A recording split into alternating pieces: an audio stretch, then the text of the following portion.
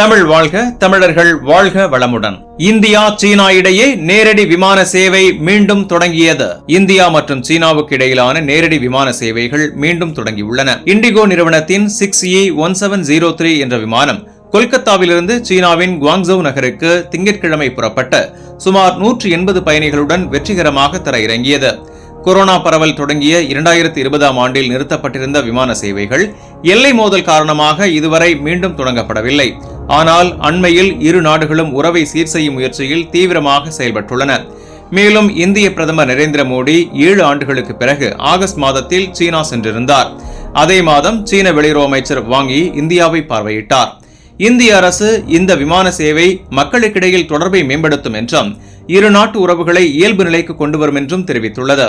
மேலும் சீனா eastern airlines நிறுவனமும் November மாதத்தில் ஷாங்காய் மற்றும் டெல்லி இடையிலான நேரடி விமான சேவையை தொடங்க உள்ளது.